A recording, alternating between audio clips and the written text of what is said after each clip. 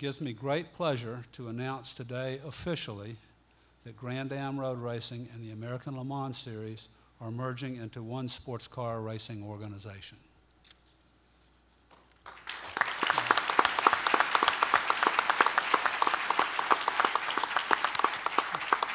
I feel the same way. I know a lot of people have been waiting many years for this day to come. I'm really looking forward to the merger process. For the 2013 season, our two organizations will continue to run the schedule as has been in 2012. Beginning in 2014 with the Daytona 24-hour, we will have a combined championship for North America. This morning, I found myself thinking almost 65 years ago, just 3 miles away from here, at the old Streamline Hotel, my father, Bill Sr., gathered a group of people who at the time were the leaders of motorsports in North America. Out of that meeting, NASCAR was formed. Also out of that meeting, a great quote by my dad emerged regarding the future of stock car racing. A portion of that quote went something like this: "Stock car racing has got distinct possibilities. We do not know how big it can be if it's handled properly. We're all interested in one thing, and that is improving the present conditions. The answer lies in our group right here today." Today, all these years later, in front of another gathering of leaders of motorsports, I want to echo my dad's words with some editing. I think sports car racing has a distinct possibilities, and I definitely feel like we're going to improve present conditions. There is no doubt in my mind that the answer lies with the two groups who are combining forces starting today. This is a great day professionally and personally for me. I've been a sports car racing fan my entire life. I can thank my father, Bill Sr., for that. He obviously loved stock car racing, but he had a real affinity for sports car racing as well. So does a man sitting next to me who has graciously agreed to be vice chairman of the new organization's board of directors. I'd like to turn it over to the founder of the American Le Mans Series, Dr. Don Panos. Don. Thank you, Jim. Well, this is an exciting time, and especially for the fans, and especially for sports car racing. Like any form of sports entertainment, we really have to realize that the true value comes from the passion of the fans. That was the case in the days of the IMSA GT Camel Series, for example. But it lost its way. It became a sport of the participants.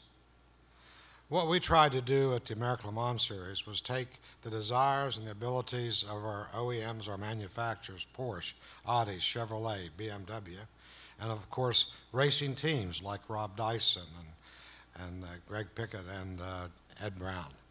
And to do that and market our series in a way for them to be sure that the rules were created even, that the field was even, and that we did that in a manner to satisfy the desires of the people who support this, which make it possible, and that is the fan. Our first slogan for the American Le Mans Series was "Racing for the Fans," and that's still true today.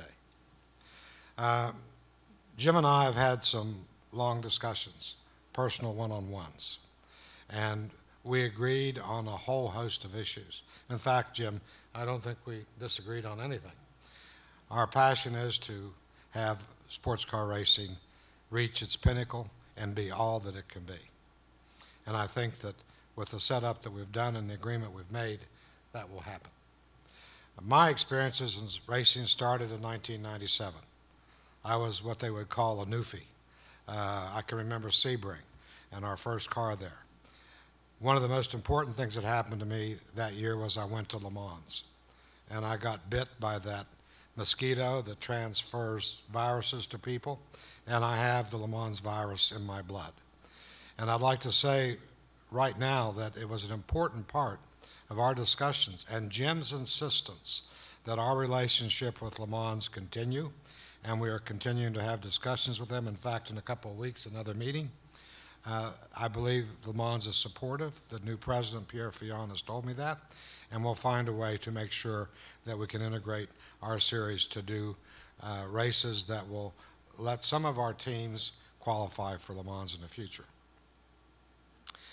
Well, this merger occurred actually in the deal and the handshake, Jim, here you go, on the golf course. Surprise. We had a match, but before we went on the golf course, I'm a senior, Jim's a little bit younger than me, so we agreed that we would have an NDA, a non-disclosure agreement. We wouldn't disclose what we shot, and we wouldn't disclose who won. And the bet was $1, and that bill is labeled the non-disclosure dollar of the golf match for the merger of these two great series. Jim, I have that framed, and that's going to be it's only $1, it's just a small one. But I've got that framed, and that's going to be the cornerstone of our success going forward. And think about success. Do you realize that we set a world record for keeping a secret in motorsports? 6 months and 14 days before somebody broke it, and we'll have trophies for that, Jim. Anyway, go ahead. We deserve them. Yeah, we do. Anyway, thank you all for coming. Thank you for being interested in what we're doing. Thank you for supporting us in the past, and thank you for supporting the Grand Am and making it to a point that both of us will be better off as a single party. And the world is our oyster, Jim. Thank you.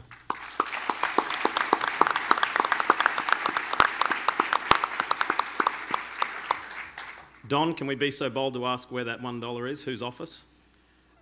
Julie is having it framed. Okay. Scott, for you, you stepped into the helm of the American Le Mans Series in its second year of competition and existence in 2000. You've been at the helm ever since. Many interesting times over those 12 years. Did you ever think that a merger like this would be possible? A day like this would come? Candidly, for 11 and a half of the past 12 years, no. We can divulge today, I think for the first time officially, there's a lot of things coming out today for the first time. 5 years ago, we took a real run at this, and it wasn't the right time, it wasn't the right place, and obviously it didn't work out. About 6 months ago, Jim and I were at an industry meeting, and I was suffering from a very bad head cold, and excused myself from the meeting to go take care of that. And as I walked back, bumped into Jim France, and Jim said, "Scott, we need to talk." I said, "Jim, I'm always ready to talk. I enjoy our conversations. What are you doing next week?" "Call me." And next week that call came, and that resulted in a meeting that we can call an NDA, non-disclosure location as well.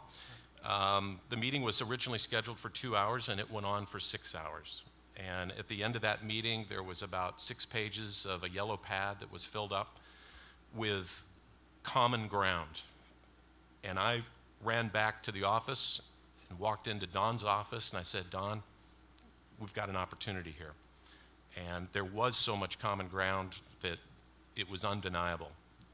And at that moment, we engaged fully, and to think of what has been accomplished in such a relatively short time with such a complex set of circumstances is truly remarkable, and we couldn't be more pleased.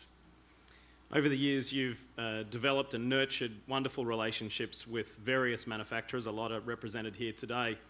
Prior to today, had you discussed this with them, and if so, what was the reaction? Yes, we did. We called it the Road Show because that's exactly what it was. As you say, we have many, on both sides, both Grand Am and the American Le Mans Series, deeply rooted relationships with manufacturers and teams. Don and I made the first stop ourselves, and to say that it was enthusiastically received would be a gross understatement. The next set of meetings, which included, I think, just about everybody that is on our grid, involved all four of us. So we were meeting with presidents, CEOs, chief marketing officers, board members of every car company you can name.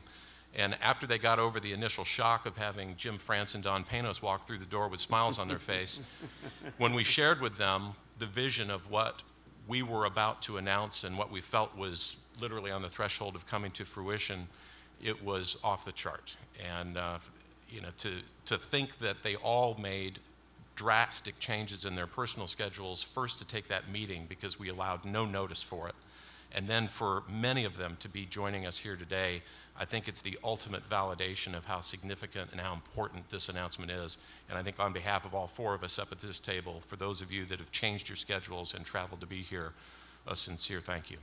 Folks, Mr. Scott Atherton.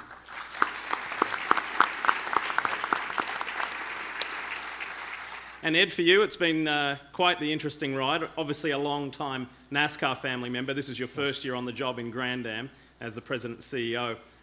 You really threw yourself in the middle, didn't you? Because you were right at the front of these negotiations for the majority of your time. It's been very intense.